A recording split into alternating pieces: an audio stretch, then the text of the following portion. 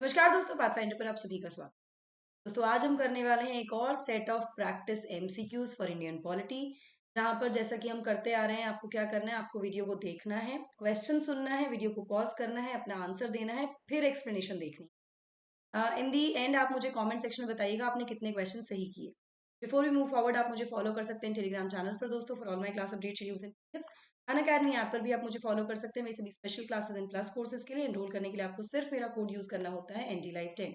Unacademy से जुड़ने के बहुत सारे फायदे हैं, जैसे widest choice of educators, unlimited views on lectures along with the result that you can see. Subscription लेने के लिए करना क्या है, सिर्फ आपको मेरा कोड यूज करना है, which is ND Live 10।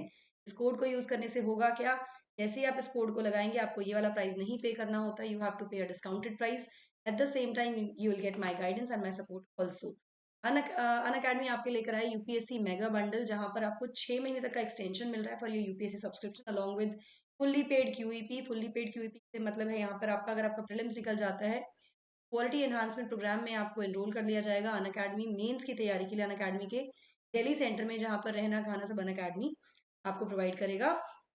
Prelims practice practice booklet मिल रही है, प्रिंटेड नोट्स मिल रहे हैं, ऐसे बहुत सारे ऑफर्स हैं। ऑफर केवल 8 अप्रैल तक है। कोड आपको यूज करना है ND10। चलिए शुरुआत करते हैं with the questions. The 10th schedule of Indian constitution was added by the to the constitution by 24th amendment act, 42nd amendment act of 1976, 44th amendment act of 1978, 52nd amendment act of 1985। कौन सा इनमें सही option है? Video को pause कीजिए, answer दीजिए and then go for the explanation. The answer is D, which is 52nd amendment act of 1985। 10th schedule, एक नया अनुसूची ऐड की गई थी जिसको एंटी डिफेक्शन लॉ के नाम से भी जानते हैं, जो बेसिकली बात करता है डिस्क्वालिफिकेशंस की। इसमें कुछ कंडीशंस है, स्पेसिफाई करता है कुछ सर्कमस्टांसेस जिनकी वजह से जो बेसिकली जो पॉलिटिकल पार्टीज हैं, जो लेजिस्लेटर्स हैं, उनको डिस्क्वालीफाई किया जा सकता है इसमें। It was added to the constitution by 52nd amendment act. इसमें वो सिचुएशन दी गई है जहाँ पे कोई इंडिपेंडेंट MLA अगर पार्टी ज्वाइन करता है, कोई पार्टी ज्वाइन करता है इलेक्शन जीतने के बाद, लेट्स से कोई एक एक इंडिपेंडेंट MLA है या MP है जो इलेक्शन जीता है इंडिपेंडेंट, लेकिन अब इलेक्शन जीतने के बाद वो कोई पार्टी ज्वाइन करता है, तो ऐसी सिचुएशन में वो एंटी डिफेक्शन लॉ में आएगा और उसकी मेंबरशिप डिस्क्वालीफाई हो सकती है। ठीक है, एंटी डिफेक्शन कभी डिटेल में कभी फिर से अच्छे से पढ़ाऊंगी। अभी के लिए बहुत इंपॉर्टेंट है ये टॉपिक, बिकॉज अगर आप कंफ्यूज हो रहे हैं राहुल गांधी के डिस्क्वालिफिकेशन को लेकर, क्या वो एंटी डिफेक्शन में आता है, तो मैं आपको क्लियर कर दूं, नहीं, वो एंटी डिफेक्शन के अंदर नहीं डिस्क्वालीफाई हुए हैं। वो रिप्रेजेंटेशन ऑफ पीपल एक्ट 1951 के प्रावधान के under disqualify. Don't get confuse between the two. ठीक है, now Parliament of India alone is competent to deal with the setting up of legislature, executive, judicial organs of the state.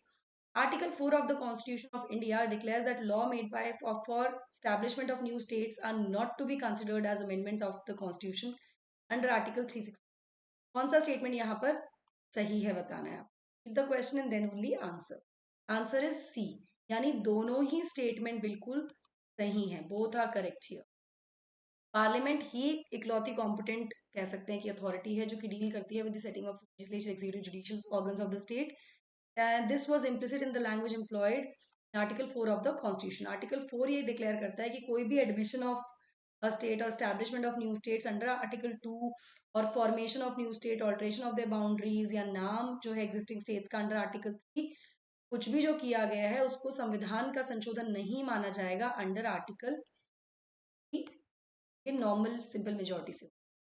Amicus curiae, जो काफी ज्यादा news में देखने को मिला है पिछले समय में, are is a lawyer who has taken a pro bono case, a person who has been appointed either by the central government or state government to represent cases on behalf of the state, a neutral lawyer appointed by the court to assist it in cases which require specific expertise, an independent person officially appointed to settle a dispute.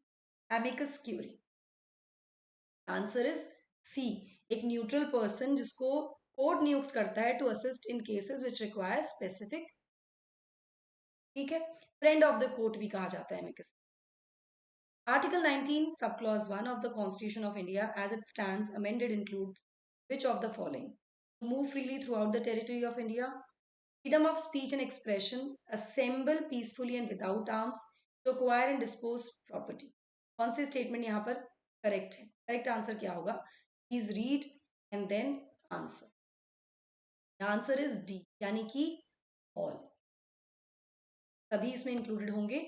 So under Indian law, the freedom of speech and press do not confer an absolute right to express one's thoughts freely. Clause 2 of Article 19 of the Indian Constitution enables the legislature to impose certain restrictions on speech under following heads: security of the state, friendly relations, public order, decency, etc. ठीक है, तो ये ठीक है, सारी चीजें ये included होंगी. क्लॉज 2 में कुछ रिस्ट्रिक्शंस यहाँ पर दी हुई हैं. ठीक है,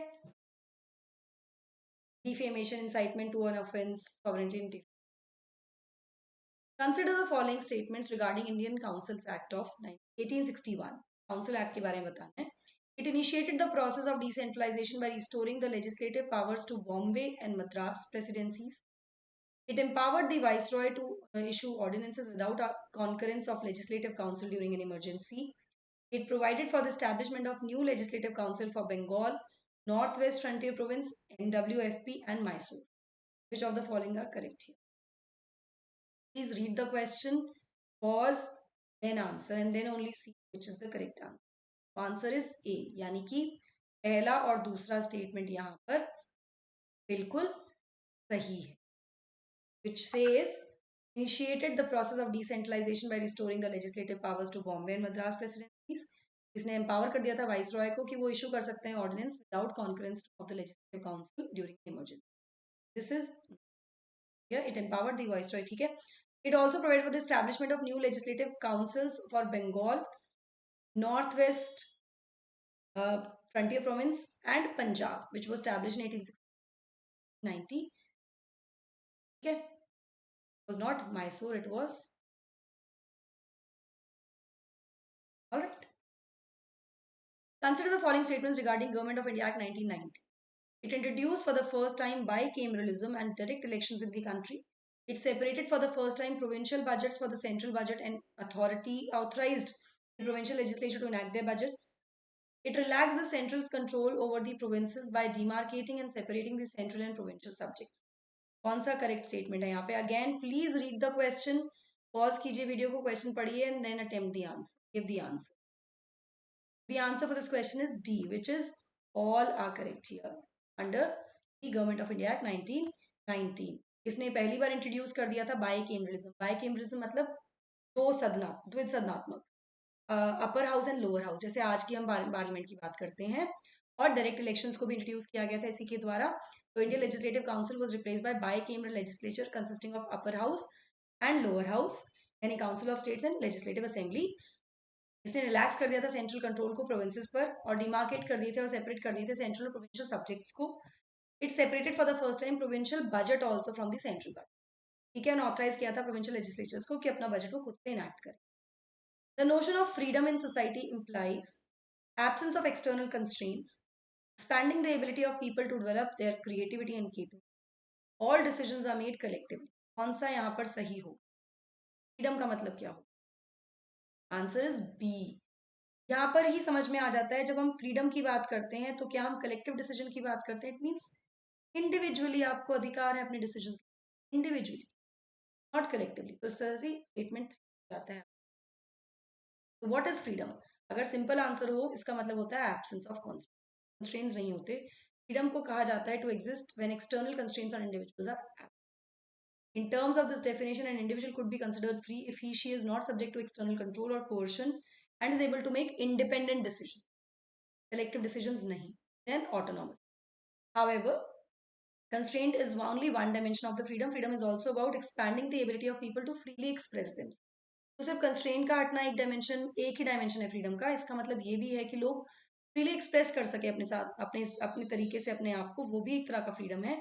और अपने पोटेंशियल को फुल्ली डेवलप करें. Freedom is in this sense is the condition which people can develop their creativity and capability, खुद से अच्छे से कर सके. ठीक है. Which of these following constitutional provisions aim at protecting the linguistic interest of minorities in the President can direct the official recognition of minority language in the state. President can direct the government to provide compulsory financial grants and reservation in public jobs to such minorities. Linguistic interest को protect करने के लिए क्या किया जाता है? तो answer is a, यानी कि पहला स्टेटमेंट बिल्कुल सही है।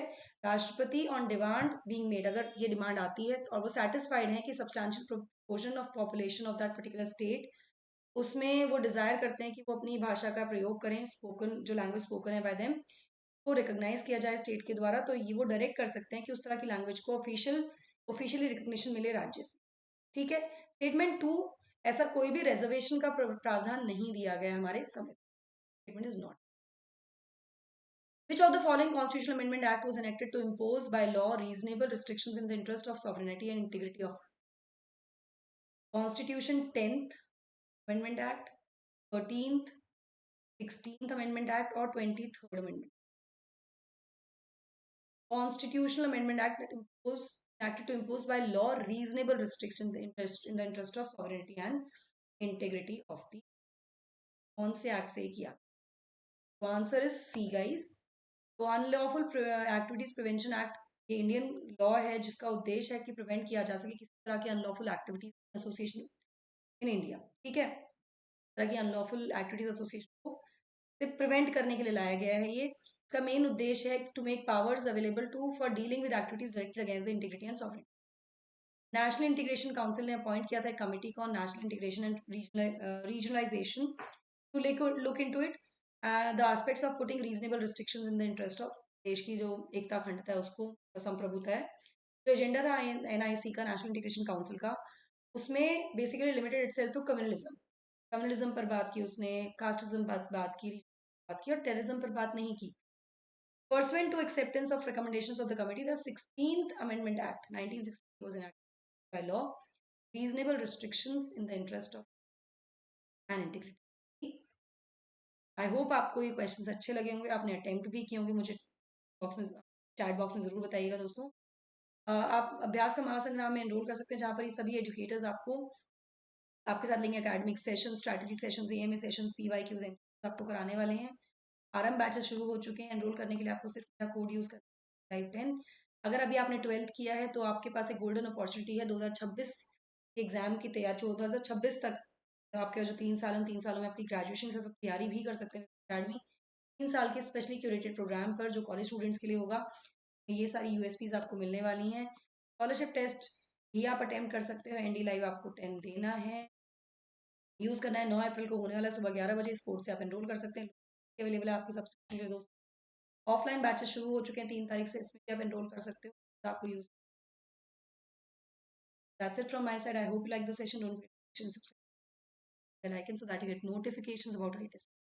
Thank you so much. God bless.